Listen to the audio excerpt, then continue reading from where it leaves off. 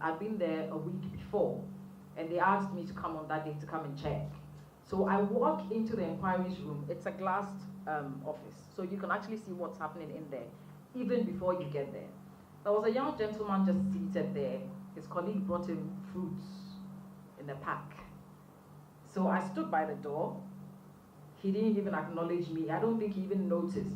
But I had a look on my face. That look was a look of disgust. So his colleague just said to him, "Hey, mommy, no, seven." And I thought this guy would just push the fruits aside. He didn't.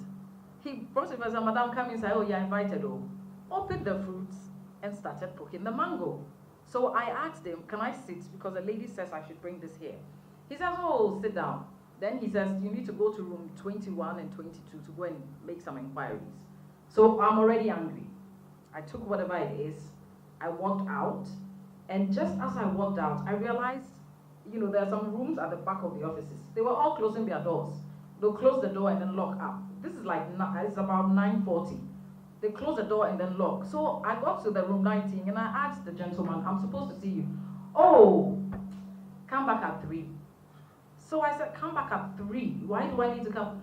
Someone died, and we are going for a funeral. This was last week, Thursday. This is real. Okay, she says they're going for a funeral. I should come back at 3. And then I said, "If I come back at 3, can you guarantee that you'll be here?" Then he says, the funeral, he started having a conversation with me. Didn't see anything wrong with what he did or what he said. He says, "Oh, the funeral is not actually around. So you do know what?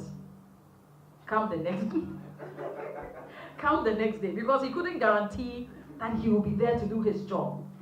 And I spoke to one of my team members about it. I said, "I need a camera in my office. I want to rant. I will pay to post this thing on Facebook, just so that we can start doing some of these things." So I agree completely with Kojo.